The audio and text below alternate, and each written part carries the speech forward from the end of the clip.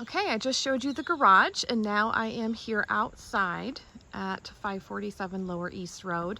So there is a door there for easy access with an electronic code, and then you do have the two doors that are electronically controlled.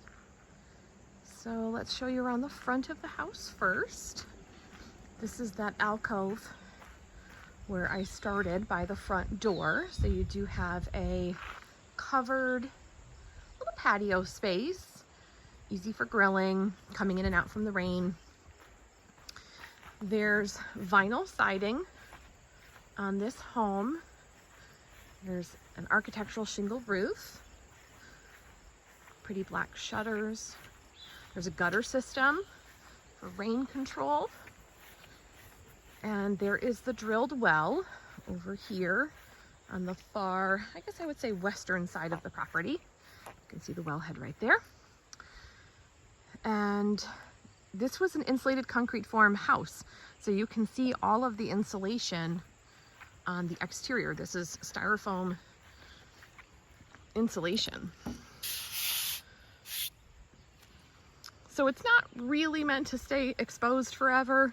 I would say that the ideal choices would be to do a stone veneer over this, you know, that stacked stone look, or a river rock, whatever your preference is for that stone look. Or you could do a simple stucco finish. But you can clearly see that this was a three-sided pour. It's a technical construction term because we're going into a hillside here. So they did build into the berm, which means that there's no windows on the back side of the house. But that's also what makes this an extremely energy efficient home. It is very hot and muggy in Vermont in the summertime. Sorry to burst anybody's bubble if you don't know that. But this house has had no air conditioning running at all. And it is extremely comfortable inside, whether I'm here on a 70-degree day with 100% humidity or 90 degrees with 80% humidity. It's been very, very comfortable. So just pointing out that if you do want to have a stucco or a stone finish, you know, that's going to be up to you to decide what you're looking for a finish. And you would do that on both of the gable ends, gable meaning the peak part, and then also across the entire back. So we've got a tree line up behind us here. You can see the vents on the roof. Obviously, very easy to walk the roof at this house. You don't even need a ladder to get up onto it. There is the propane tank right there by my car.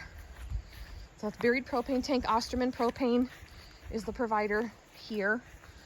They've been wonderful. And then there's that electrical coming in. The panel's right there. There's the propane coming in. And then we also have a shed. So for those of you with more stuff, or if you just don't want to store your extra tires or lawnmower and yard tools, things like that, inside the garage, you can put them all out here.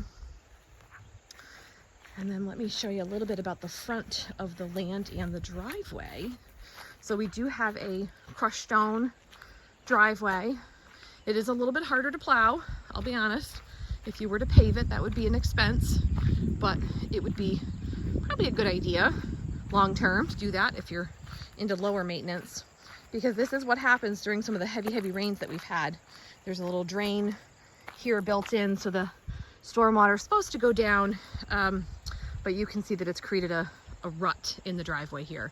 So you can either, you know, do some grading and maintenance every few years or every year, depending on the storms we get, or you could pave it.